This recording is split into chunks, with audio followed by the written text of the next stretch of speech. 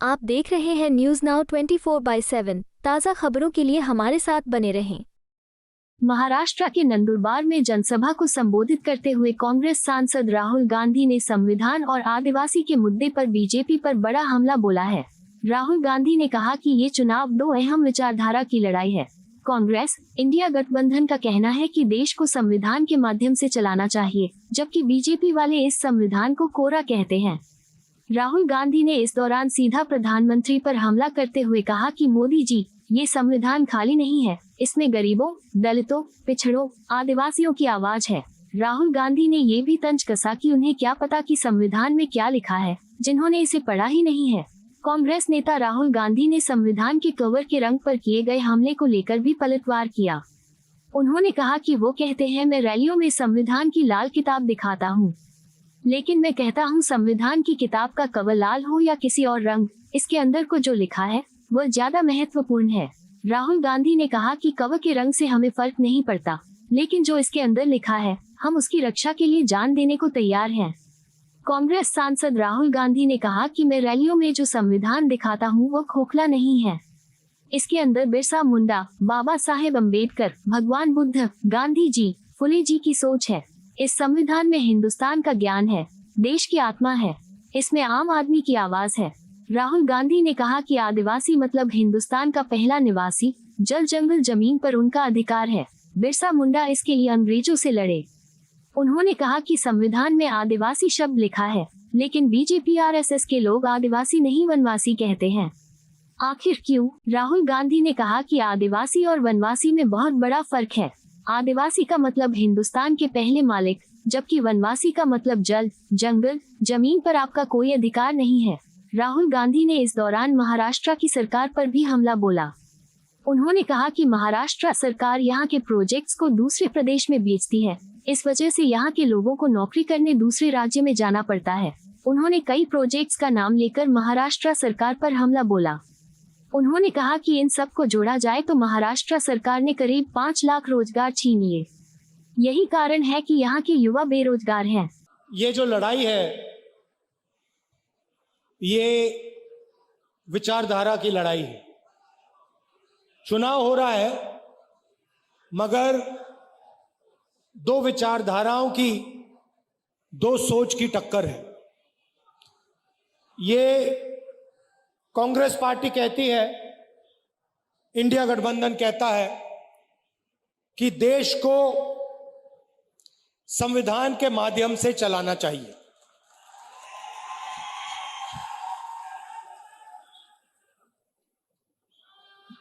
प्रधानमंत्री जी कहते हैं कि मैं संविधान को पब्लिक मीटिंग में दिखाता हूं और संविधान खाली है। संविधान उनके लिए खाली है क्योंकि उन्होंने ये संविधान जिंदगी में पढ़ा नहीं है। उनको कोई आइडिया नहीं कि इस किताब के अंदर क्या लिखा हुआ है। इसीलिए प्रधानमंत्री जी के लिए यह संविधान खाली है। वो कहते हैं कि लाल रंग का संविधान राहुल गांधी दिखाता है। देखिए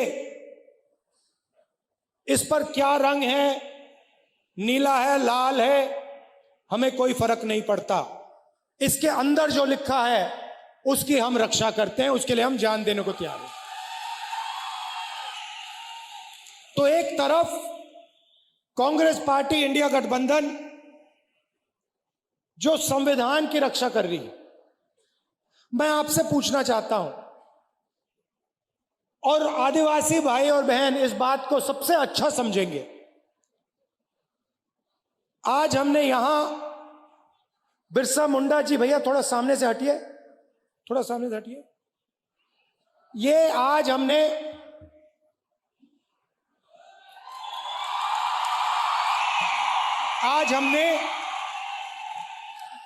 इनके सामने, बिरसा मुंडा जी के सामने हाथ जोड़े, मत्था टेका। मैं आपसे पूछना चाहता हूं, क्या बिरसा मुंडा जी की सोच इसमें नहीं है?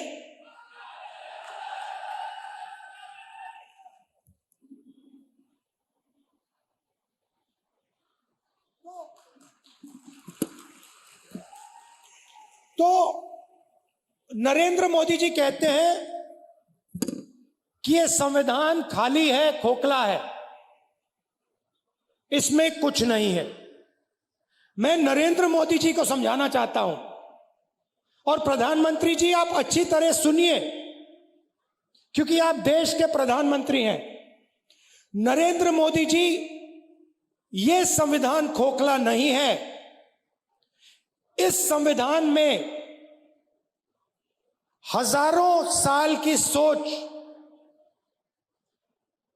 बिरसा मुंडा जी की सोच, बुद्ध भगवान की सोच, फूले जी की सोच, अंबेडकर जी की सोच, गांधी जी की सोच सब भरी हुई है। ये हिंदुस्तान, नरेंद्र मोदी जी, ये खोखला नहीं है। इसके अंदर हिंदुस्तान का ज्ञान, हिंदुस्तान की आत्मा है। और जब आप इसे खोखला कहते हो तो आप हिंदुस्तान, बिरसा मुंडा जी, महात्मा गांधी जी, अंबेडकर जी, इन सब का अपमान करते हो। लड़ाई भाइयों और बहनों इसको बचाने की है। आपको कॉन्स्टिट्यूशन में, संविधान में नाम दिया गया है। आपको संविधान में आदिवासी नाम दिया गया है। इस संविधान में आप कहीं भी पढ़ लो, इस संविधान में आपको वनवासी नहीं कहा जाता है, आपको आदिवासी कहा जाता है। मगर आरएसएस के लोग, बीजेपी के लोग, हिंदुस्तान के प्रधानमंत्री आपको वनवासी कहते हैं। इन दो शब्दों में बहुत बड़ा फर्क है। आदिवासी का मतलब जो हिंदुस्तान के पहले मालिक थे।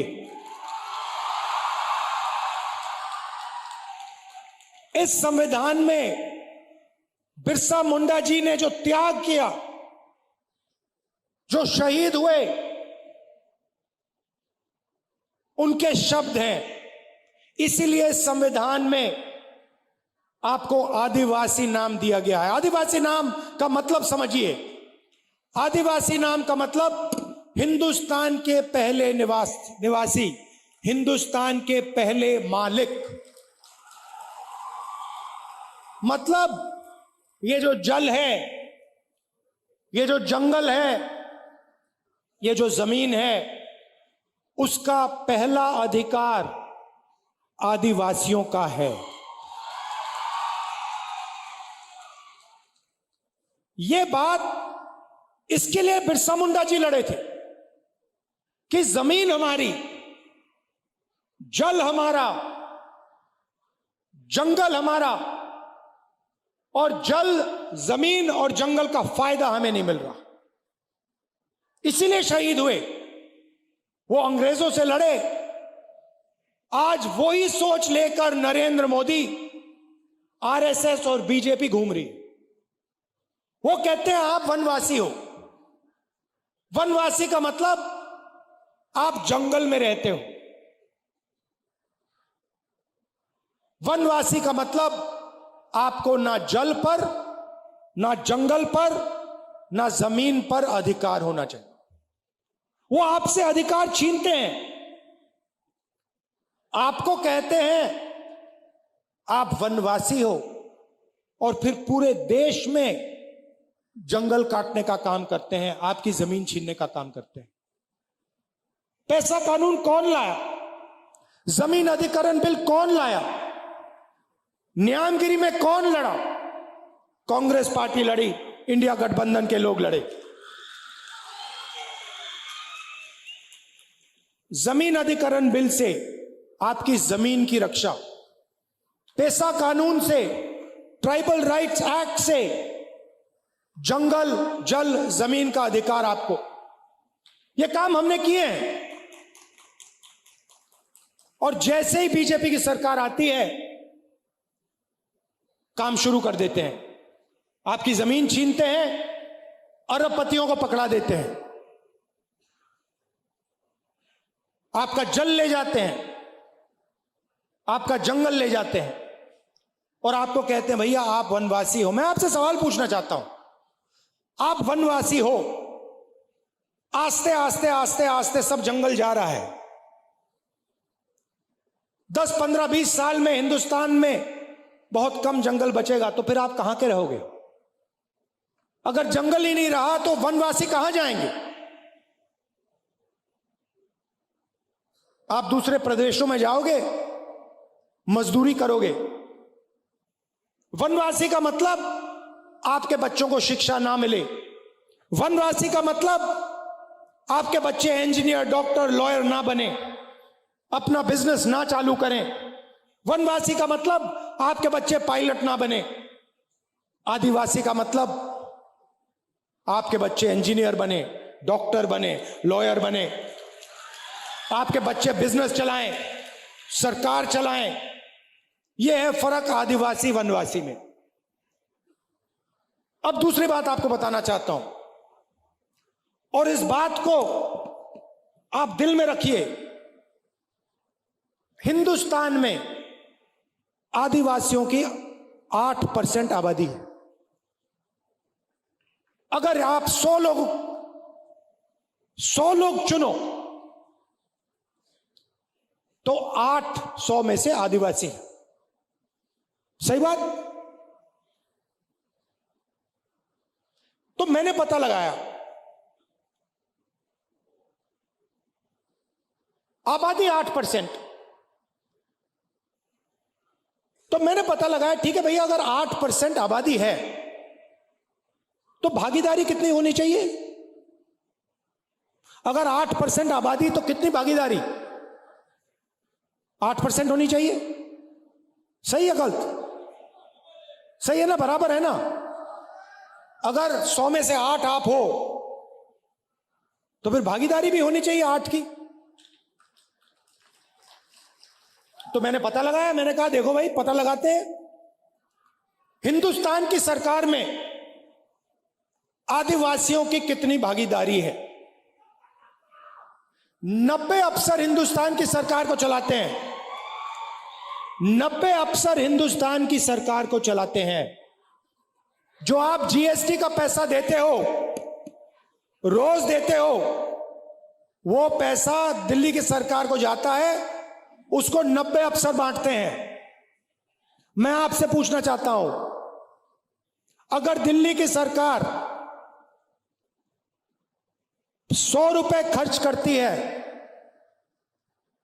तो उसमें से आदिवासी अफसर कितने रुपए का निर्णय लेते हैं? बताइए बताइए बताइए। शांत हो गए आप? यह आपको मालूम होना चाहिए, ये सच्चाई आपको मालूम होनी चाहिए। भाइयों और बहनों, अगर हिंदुस्तान की सरकार 100 रुपए खर्च करती है तो आदिवासी अफसर 10 पैसे का निर्णय लेते हैं। मतलब आपकी भागीदारी 100 में से 8%, आपकी आबादी 100 में से 8, आपकी भागीदारी 100 रुपए में से 10 पैसे। 90 में से सिर्फ एक अफसर आदिवासी है और उस अफसर को पीछे कोने में बैठा रखा है, उसको काम नहीं देते। बड़ी मिनिस्ट्री उसके हाथ में नहीं है। उसको कहते हैं आप आदिवासी हो, आप पीछे बैठो। आप वनवासी हो, आप पीछे बैठो। यह बदलना है। बदलने का तरीका जाति जनगणना, कि सबको पता लग जाए कि सचमुच में आदिवासियों की कितनी भागीदारी है। मैं आपसे पूछना चाहता हूं, आप मीडिया देखते हो ना? देखते हो मीडिया? ये बड़े बड़े टीवी वाले एंकर हैं, इसमें से मुझे एक आदिवासी का नाम बता दो। एक आदिवासी का नाम बता दो, एक दलित का नाम बता दो, एक पिछड़े वर्ग का नाम बता दो। नहीं मिलेगा। हिंदुस्तान की सबसे बड़ी कंपनियों में, अदानी की कंपनी में, अंबानी की कंपनी में मुझे एक आदिवासी नाम बता दो, नहीं मिलेगा। मजदूरों की लिस्ट निकालो, मनरेगा की लिस्ट निकालो, आदिवासी उसमें भरे हुए हैं। ये इमारतें आप बनाते हो, सड़कें आप बनाते हो, खून पसीना आप देते हो, मगर हिंदुस्तान में आपको भागीदारी नहीं मिलती है। यह सच्चाई है, इस सच्चाई को स्वीकार करना ही पड़ेगा। और मेरा लक्ष्य है कि आदिवासियों को, दलितों को, पिछड़े वर्ग को हिंदुस्तान में भागीदारी मिले, हिंदुस्तान में पावर मिले, सरकारों में जगह मिले, बिजनेस में जगह मिले। यह फर्क है आदिवासी में, वनवासी में। महाराष्ट्र की थोड़ी सी बात करता हूं आपको। हमारी सरकार आएगी तो हम आपके लिए क्या करने जा रहे हैं। नरेंद्र मोदी जी ने 16 लाख करोड़ रुपया अरबपतियों को कर्जा माफ करके दिया है। 1 लाख करोड़ रुपए धारावी की जमीन नरेंद्र मोदी की सरकार, महाराष्ट्र की सरकार अदानी को पकड़ा रही है। 1 लाख करोड़ रुपए की जमीन दे रही है। आदिवासियों को क्या दिया, दलितों को क्या दिया, पिछड़ों को क्या दिया, किसानों को क्या दिया, मजदूरों को क्या दिया, महिलाओं को क्या दिया? कुछ नहीं। इसलिए हमने मन बना लिया, जितना पैसा नरेंद्र मोदी अरबपतियों को देगा, जितना कर्जा माफ हो उनका करेगा, हम आपका करेंगे।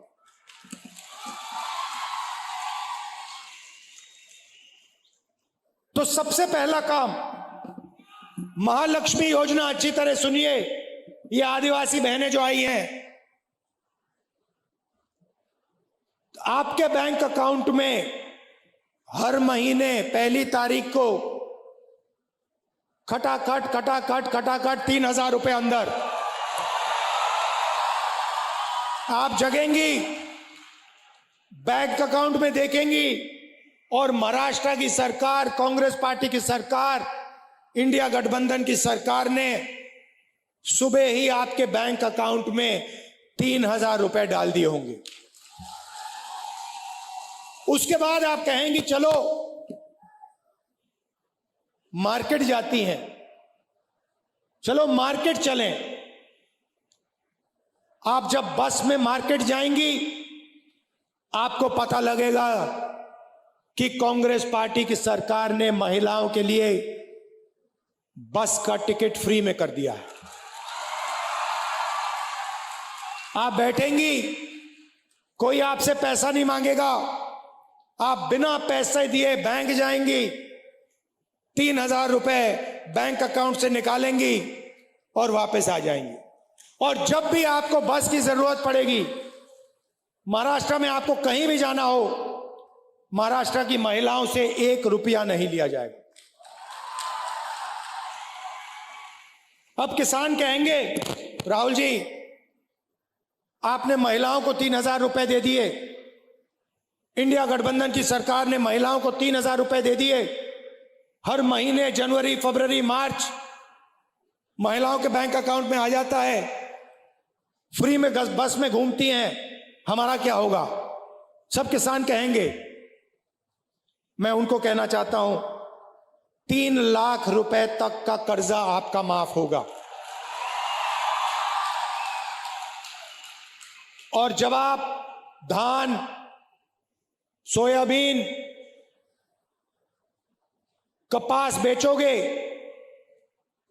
तो आपको सही दाम, minimum support price Congress party की, इंडिया गठबंधन की सरकार देगी।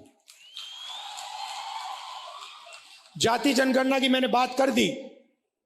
हम महाराष्ट्र में जाति जनगणना कराएंगे और पता लगाएंगे कि आदिवासियों की कितनी भागीदारी है संस्थाओं में, सरकार में, ब्यूरोक्रेसी में। आदिवासी, दलित, पिछड़े वर्ग के कितने लोग हैं। पार्लियामेंट में मैंने कह दिया है, लोकसभा में नरेंद्र मोदी के सामने, कांग्रेस पार्टी की सरकार जाति जनगणना करेगी और ये जो 50% का आपने रिजर्वेशन पे दीवार लगा रखी है इसको हम तोड़ के उड़ा के फेंक देंगे। रिजर्वेशन को हम 50% से आगे ले जाएंगे।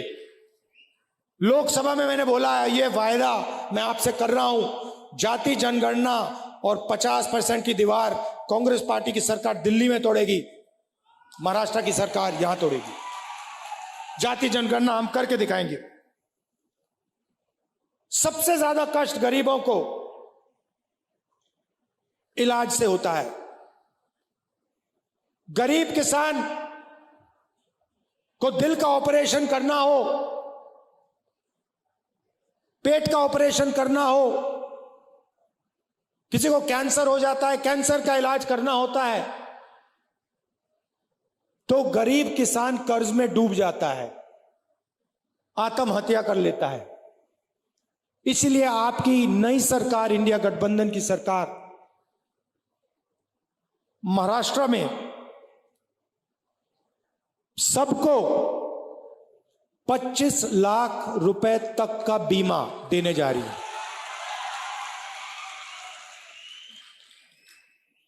दिल का दौरा पड़े, कैंसर हो, किडनी की बीमारी हो, लिवर की बीमारी हो, पेट की बीमारी हो, आप अस्पताल जाओगे, 25 लाख रुपए तक का इलाज आप मुफ्त में करवाओगे। और युवाओं को, बेरोजगार युवाओं को 4,000 रुपए प्रति महीना जब तक वो रोजगार पा लेंगे। और 2.5 लाख सरकारी रोजगार जो नरेंद्र मोदी और बीजेपी की सरकार, महाराष्ट्र की सरकार नहीं दे रही, वो हम आदिवासियों के, दलितों के, पिछड़ों के, गरीब जनरल कास्ट के लोगों के हवाले कर देंगे।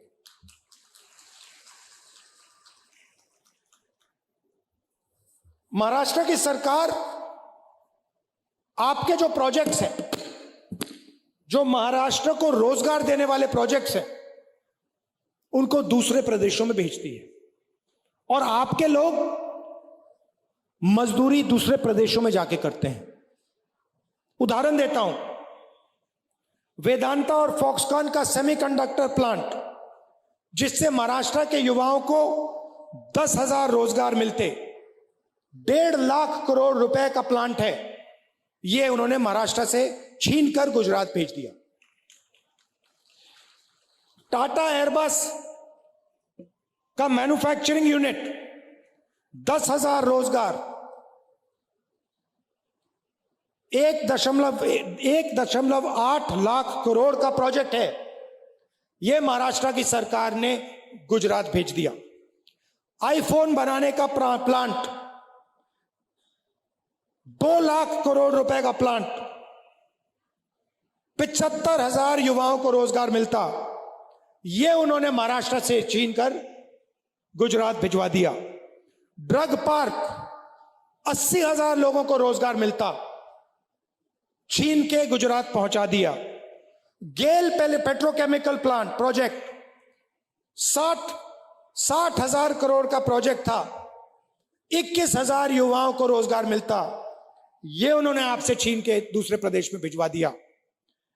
अगर हम सब रोजगार मिला दें तो महाराष्ट्र से बीजेपी की सरकार ने 5 लाख रोजगार छीनकर दूसरे प्रदेशों में भिजवा दिए हैं। इसीलिए आपको यहां रोजगार नहीं मिलता है, इसीलिए यहां आपको बेरोजगार बना दिया गया है। यह काम इंडिया गठबंधन और कांग्रेस पार्टी की सरकार नहीं करेगी। महाराष्ट्र के प्रोजेक्ट्स महाराष्ट्र में रहेंगे, गुजरात के प्रोजेक्ट्स गुजरात में रहेंगे।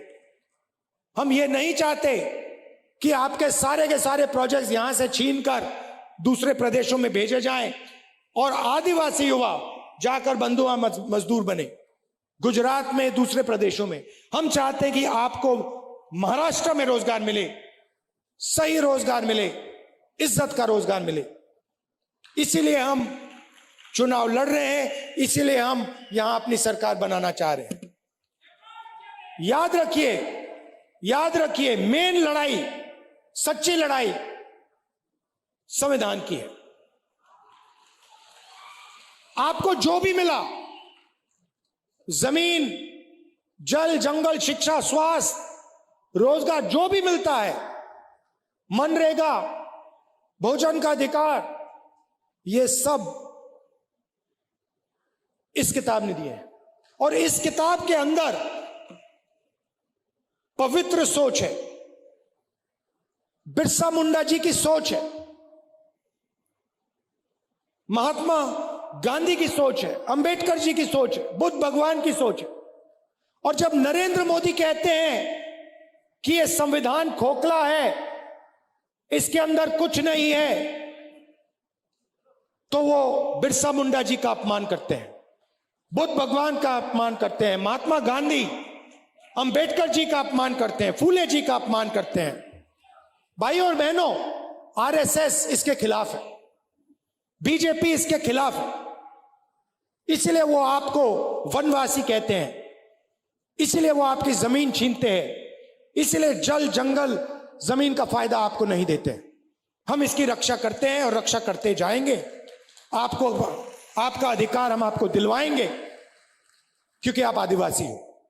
आप सबका मैं दिल से धन्यवाद करता हूं। दूर दूर से आप आए, कष्ट उठाया, आपने इतने प्यार से मेरी बात सुनी, इसके लिए मैं आपको दिल से धन्यवाद करता हूं। नमस्कार, जय हिंद। आपको यह वीडियो पसंद आया हो तो इसे लाइक करें, हमारे चैनल को सब्सक्राइब करें।